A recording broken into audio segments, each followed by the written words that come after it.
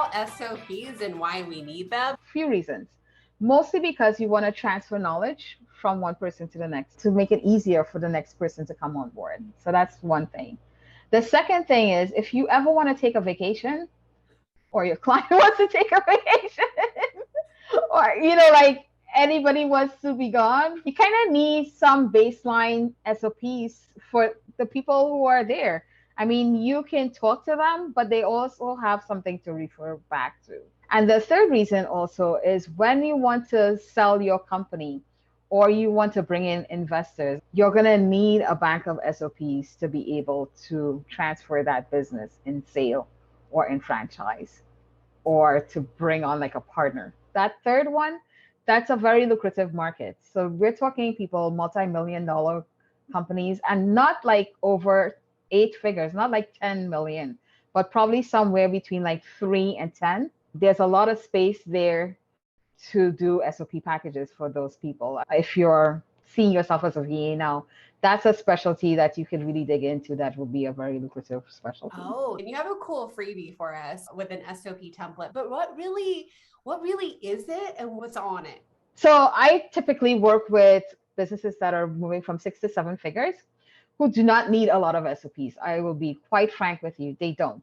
What they need is to be very, very nimble, to move very quickly, to be able to pivot very easily, and to be able to iterate very, very quickly. And so the SOPs need to be very light and non-restrictive, if you know what I'm saying. Here's the template that I use. It's fairly simple. As you have larger organizations, like I'm talking over that $3 million mark, this gets a little bit more rigid and a little bit more official. But this, if you're working with a lot of businesses that's between 6 and 7 figures, again, their SOPs need to be very, very light and not a lot of them. Starts with a trigger. You say like, what kicks this off? What puts this SOP into action? So some examples are if a course is created, a webinar is completed, the client says yes. The next thing is what tools do you need for this process? So a lot of times, when we're in the middle of working on something, we realize, oh, my client uses Honeybook for their onboarding, but also they send them a Google Calendar. And also there's a Zoom link that they need. So this tool section is everything, every tool that you need for that process. So for that onboarding process. The next section talks about file locations, and it's where would you put something once it's created? So if you're downloading invoices, where would you put, or signed contracts, where would you put those signed contracts? Or if you need to upload anything. So let's say that you need to upload your success manual. Where is that located? That would be in this file section. Then actions, basically the order in which you're going to go through this process. I typically use numbers for steps, and lists of things are bulleted. And then the outcome, what should we have at the end of this? What do you need? What are the deliverables from this process? So then in the created section, this section is about, it's like metadata. It just kind of tells you when it was created, when it was last updated. This part, the who owns it, is probably the most important part because that is the person that will be responsible for updating it or ensuring that it is updated. I do have a question. How do you organize all of these? So it depends on the client. For myself, I have a spreadsheet outside of my SOP folder that has like when this happens, go to this SOP, and has a link to the SOP to go to. For some clients, they put everything in their, they don't put it on the Google Drive, but they put it in like ClickUp or whatever their team management tool is. So they put it in Basecamp, in Asana, in ClickUp, you might see that. It just depends. It depends on your client. So what you want to keep in mind for a rule of thumb is you don't want to be precise or tool specific. What you want to keep in mind is that your SOPs need to be written at the level of somebody going away for like 2 weeks at a time. So a week going by, you can maybe delay some tasks, but if somebody's gone for 2 weeks, it's going to make a huge impact. And then 4 weeks is too long because you tend to get like bogged down in details that might change with technology. So you want to keep them at the level of like about 2 weeks gone. Let's say this person is gone for 2 weeks.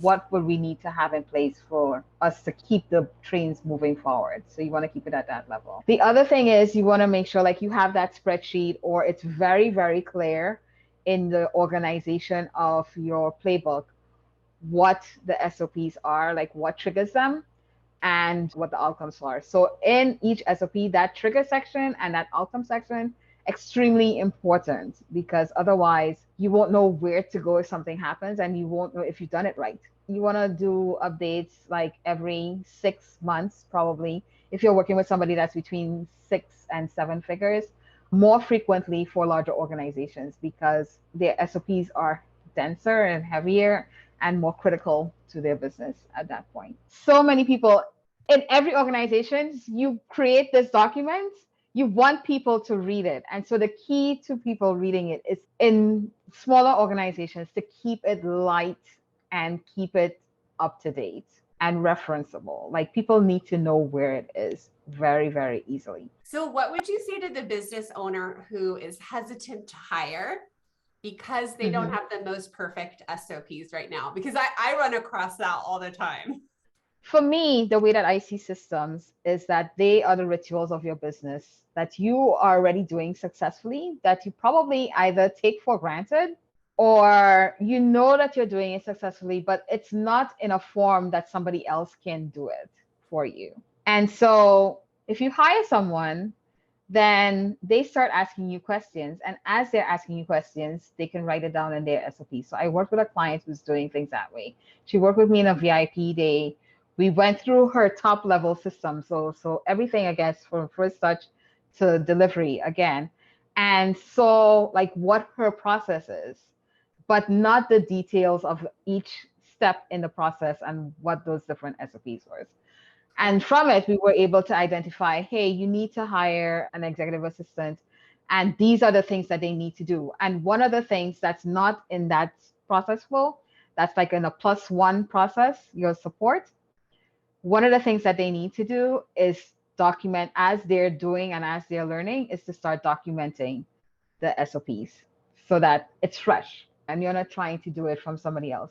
So your SOPs, your systems are the rituals that you already do in your business. This is why I work with people who are at 6 figures and above. They already sell successfully. They already market successfully. They already deliver successfully. They know how to do those things. And so it's just a matter of getting it out of them and onto paper. I have taught myself SEO. I have a way I do SEO. And now my client wants me to document that for her team. Like, is that okay? Like, this is my like work experience and everything in my head that I've invested in and, you know, put time and energy toward learning. And like, do I give it away or like, what do I do in that situation? How do you handle that? Again, it's levels of detail, right? So when you're writing SOPs and there are contractors involved and they're doing their thing, that's what you're wanting to see is what are the touch points? What is this person going to need as an input? And what do they have as an output for them? Some clients, like it's hard to get it out of them. Like you just have to be the leader and like go for it and just do it and help them get going. That shows initiative. It shows that you're willing to do some things. And then it gives you something to talk about in case you want to raise your rates. If you want to change things later down the road, you can say, hey, I took the initiative on this. Be clear in what you're taking on that's above and beyond. Those are the types of things that make you valuable to your clients. And those are the types of things that can give you that rate increase. I mean, all entrepreneurs want to make money, but at some point it becomes like, oh, we cannot continue to be just me doing things. And when they hit that point, it's kind of like, oh, here, I've been creating these SOPs all along. We can now kind of delegate it to these different people because you have it.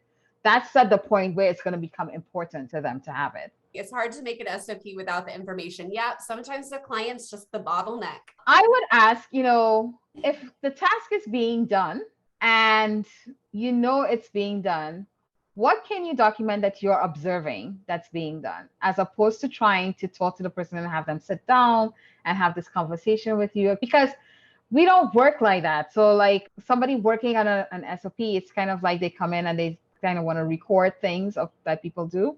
But what you want to do is do Loom videos as they are doing it so that you can then record from the Loom video.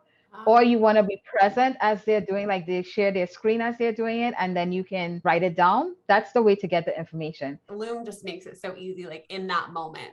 Otherwise, Yeah. I'm like going to do it and it never gets done.